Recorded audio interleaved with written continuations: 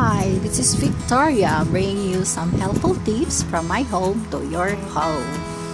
Today in this video, I'm going to talk about how to maintain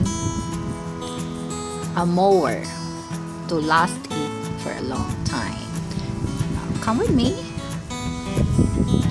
This is my mower, guys. And to last it for a long time, you have to, it is a must that every year you have to change an oil. So this is the reservoir for the oil, guys. So you have to remove this one. You can open it. This is kind of, you can just do it, but a little bit hard for now. So I tightened it yesterday. So we changed an oil. I will not open for now, but you can open this. This is like the same in the car. This is kind of syringe. This one. This is kind of plastic, and inside in it there is a look like a syringe that you could pull it up, and then you can check the level of the oil, and also you could determine if the oil is still clean or it has a lot of impurities in it. Now every year it is a must that you have to change the oil to let it function very well. And second tips, guys, of course we will finish about this. When you change this one, the way I changed it yesterday, I just remove everything, all the oil inside, by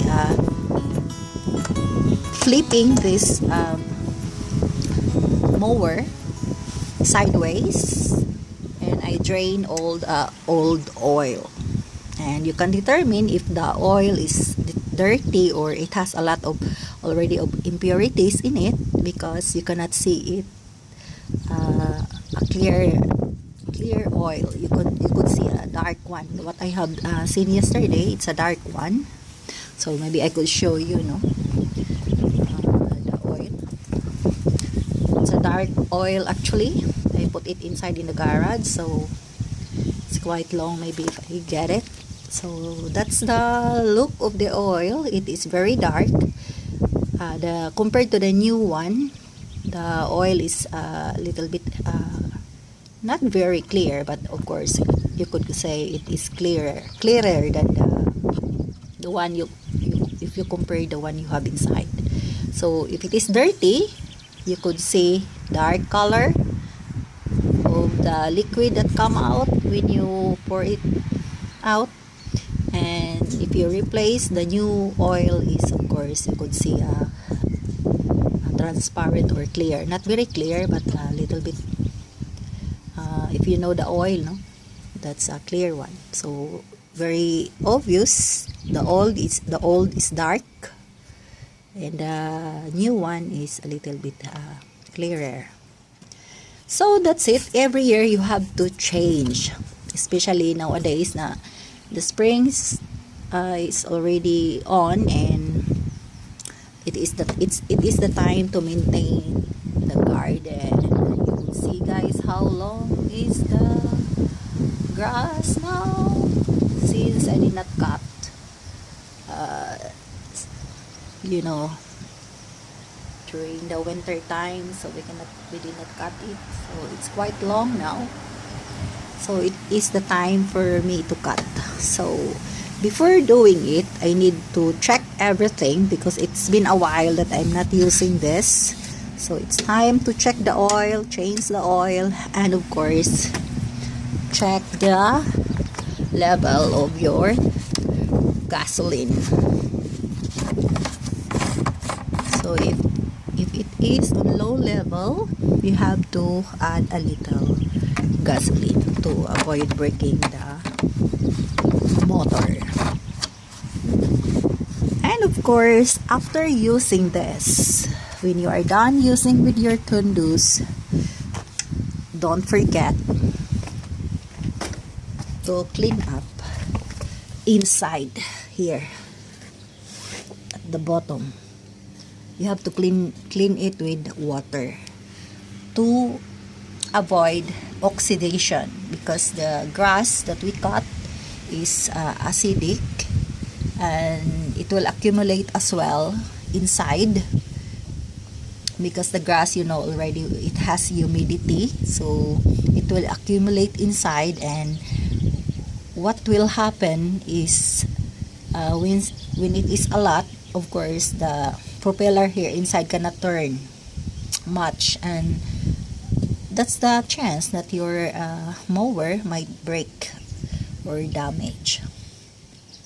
So that's a very easy tips, guys. Number 1, change the oil, change the level of your gasoline, and of course don't forget to clean after you finish using this machine, the inside, to avoid oxidation and to avoid accumulation of the material, unwanted material that we get from cutting. And what else? The mechanics, of course, when you are cleaning, with this one, don't forget to switch off this one. This is the good switch on when you are using, to let it flow, of course, the gas, and to let it start. And when you are done, don't forget to switch off and clean inside here with the water. So that's the basic maintenance, guys, and it will help you as well,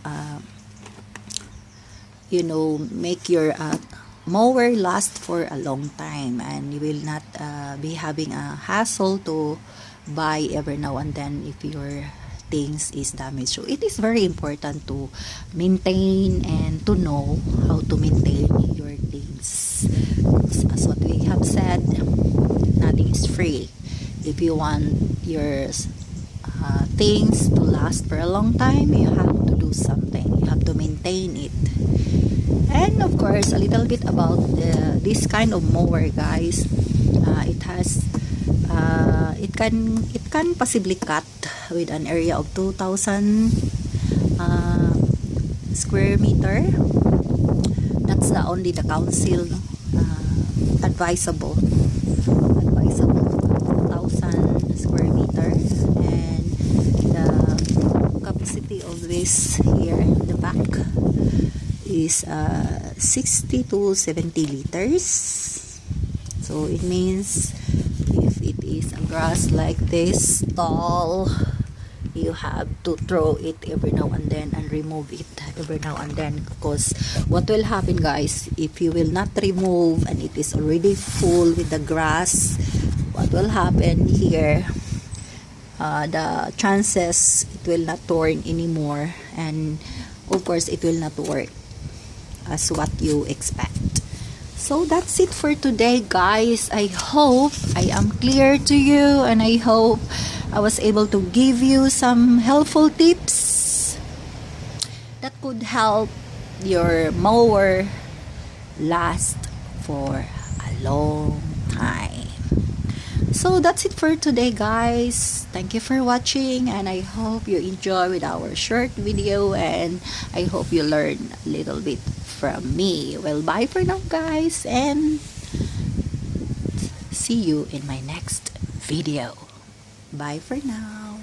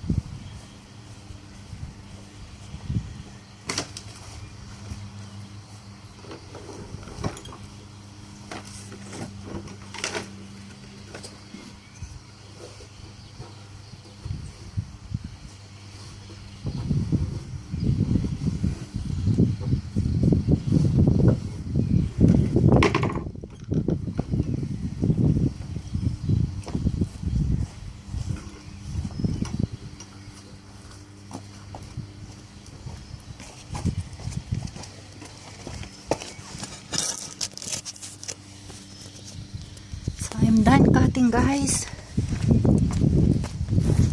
Now can't you see that's the inside after cutting? It's quite dirty. So see, it's quite dirty, guys. Of course there's a lot of debris, and of course you have to check the inside. Can you see there's a lot of remaining? So that is why it is a must to clean up. So that's it for today, and I hope you enjoy this video. Bye for now, and don't forget to subscribe.